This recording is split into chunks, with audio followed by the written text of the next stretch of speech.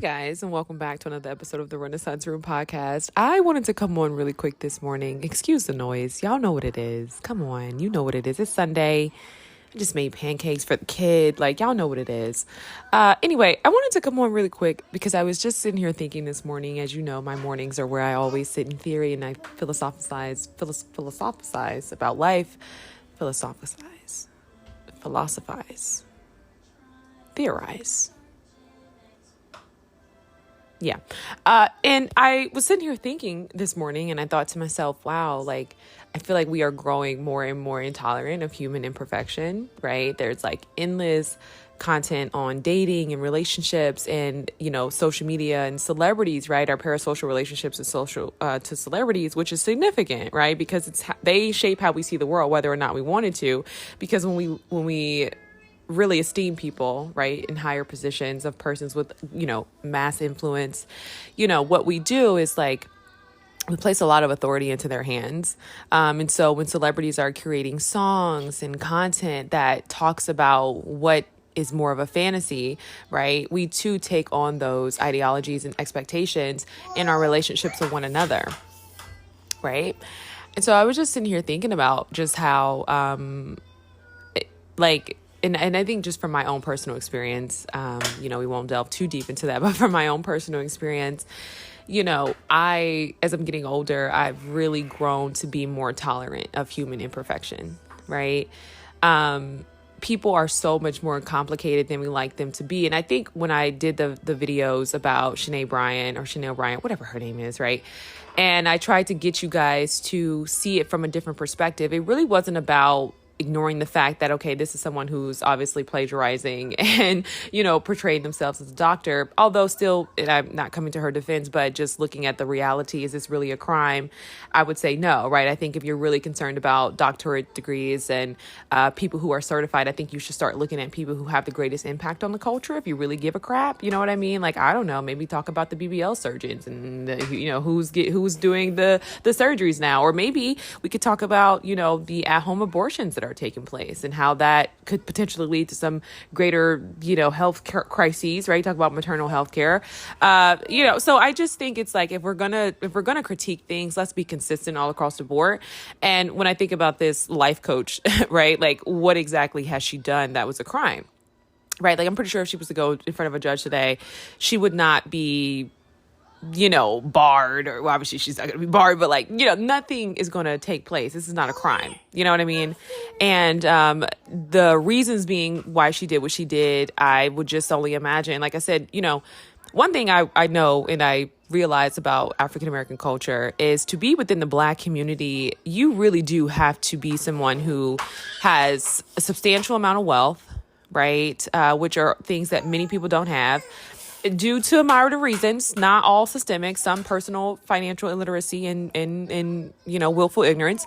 But you guys know that pressure of what it is to be an African-American person within your communities. Now, we're not going to say too much for the public viewing, right? But we are going to be honest about the standards that we hold one another to. And I think when you're talking about someone who's in proximity and in, this sort of social sphere where there's a lot of fame, there's a lot of money, right? Who knows, right? Y'all know what it is. These celebrities and these influencers and many people on their way to fame ain't getting it honestly.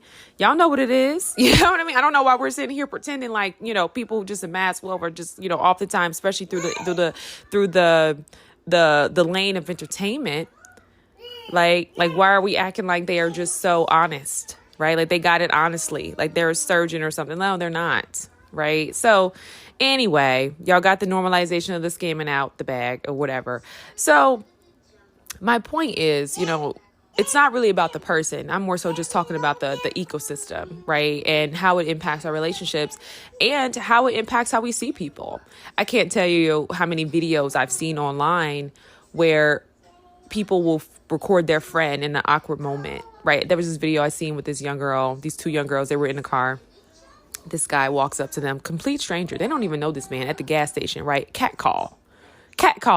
We're giving priority to the cat call, right? But let me finish what I'm about to say before So anyway, I guess the guy asked the girl if it's her hair, and he's an African-American man. He knows it's not her hair, right? He could tell the weave, but he's being flirtatious, right? It wasn't really anything serious. I don't think either one of these young women were into this guy, right? He looked significantly older. Again, gas station cat call. All right. Gas station cat call. Okay. So, the one friend is like, that is not her real hair. And, the other friend, I guess, I don't know if she was recording. I think she might have been recording mid, right? Situation. And so she was already recording, right? So it wasn't staged. And everyone's in the comments. She goes and then posts the video where her friend who has natural hair is saying her hair was not her real hair. And she's like, you didn't have to tell him that. And when I was young, I get it. You know what I mean? And I get it. I know what it is to be out with women who are jealous. I get that. You know what I mean? So I'm not negating that. But I think it says a lot to post something like that online. And I think as you get older, I don't know what I'm trying to say. Maybe I'm low-key trying to say everybody's not disposable. And not a lot of people are going to, not a lot of people have built the tenacity and the bandwidth to really be able to stand alone, right? And so you have a lot of people cutting off friends, cutting off, people in their lives when not everybody is really built to do this life alone. Do you hear what I'm saying? Right? I think it takes a lot of suffering, if I'm being honest, and a lot of hardship and a lot of just going through so much. And with this younger generation who hasn't even jumped off the porch, and when I mean jumped off the porch, I mean you guys aren't even doing anything. You're really just sitting on your phones, and your reality is curated through the lens of social media. So you think you're constantly doing because there's so much stimulation online, but you're not actually doing anything in real life. So what I'm saying is you haven't built those muscles to really be self-sufficient. You know what I mean? And to really build a good life of solitude and even have the spiritual aptitude to sustain and endure seasons of isolation. You know what I mean? And I just think that's something I'm noticing today. And that was just one example, but I'm dang, that's crazy. So what, you're going to cut your friend off over some dude at the gas station? This is a cat call, right? And I'm not saying that the friend didn't have to emphasize that wasn't her hair, but dang, some people just don't have that situational awareness. We talk so much about colorism, right? We talk so much about, how certain women aren't deemed beautiful, and I'm not justifying it. When you're young and you're dealing with girls that are haters, I'm not justifying that. It's lame. It's not cool. You don't really want to deal, right? And so I get it, right? I get it. You know what I mean? And especially, when you're young, right? I can hold space for reality that when you're young, you're probably not friends with anybody anyway. I think they alluded to maybe smoking marijuana. So I don't know if you've ever smoked marijuana, but that most people that you smoke marijuana with, we're all just kind of drug users, right? It's a more socially acceptable drug of choice, but we're typically friends because we do the same drug. You know what I mean? So I don't want to look too deeply. I don't want to think too deeply. And I don't want to use this as the epitome of what I'm saying when I state that we're growing more and more intolerant for human imperfection. But it's just true. You know what I mean? It's just true. I think that, when I remember growing up and I'm not even going to give the example, but I remember just kind of experiencing something that had just really felt like a lot. I don't know. It was a human condition and I don't know. Anyway, I guess what I'm saying is as I've gotten older, and as I mature, I realized that in order for us to have healthy and happy relationships, whether that's your friends, whether that's work situations, right? Your employers, your colleagues, your boyfriends, your spouses, your children, your parents, right? You are going to have to learn how to tolerate human imperfection. And I think just from what I've been through and the lessons that I've learned, I think I've come to this realization, and I think it's a hard lesson, right? I don't actually think that even me sharing this is going to really resonate with you. You're going to probably have to pay a price for that lesson. But I do think when you come on the other side, you'll totally be more accepting of the human limitations. And I think it'll also help you with your relationship with yourself as well, right? There are times where I think before I used to operate at a super, super full capacity. And obviously motherhood has had an impact on that. But I also think that the standards that I had for myself then were great. And, I definitely think it was more of a thing where I was reaching for the moon and I maybe landed on the clouds. But, so I'm grateful, right? I'm grateful that I had those standards, but I also have reached a point in my life where I'm so much more realistic about what I can do, can't do, right? Like what can we do? What can't we do? You know what I mean? And I think when you're young, you kind of have this sense of invincibility, and you also have this sense of like permanence, right? About your existence and your youth or whatever, right? And those things just change when you get older. And so I don't know, y'all.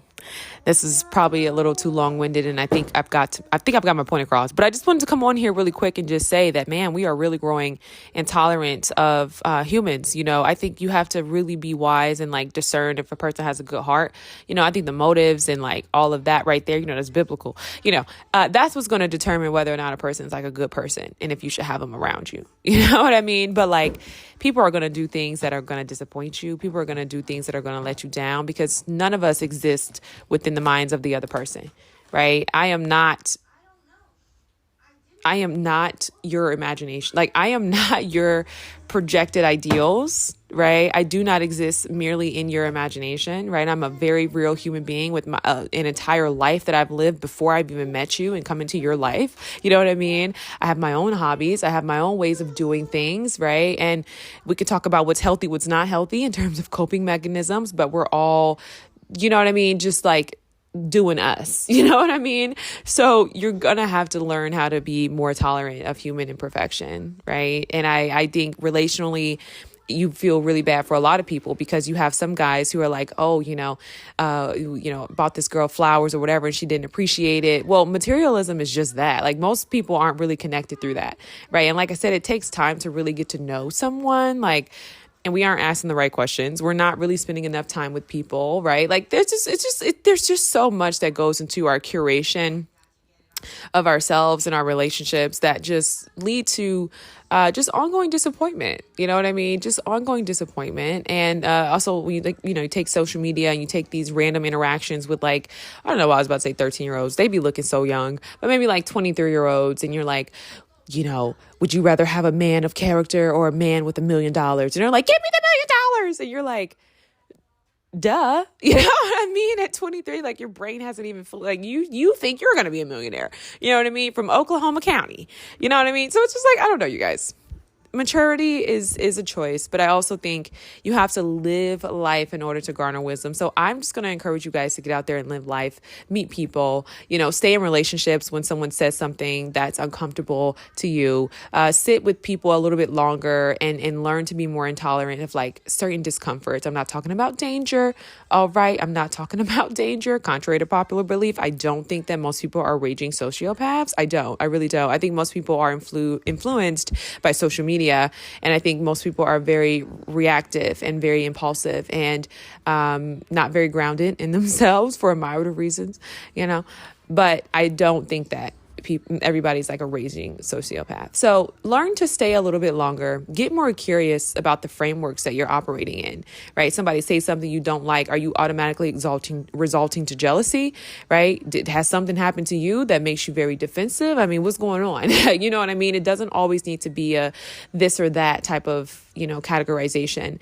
And I think with young people being at the forefront of many of our many of our algorithms, those are the voices that dominate our decisions, even if we big, grown, and musty. So I hope you guys have a great day. This was fun. Excuse the noise. Y'all know what it is. Peace.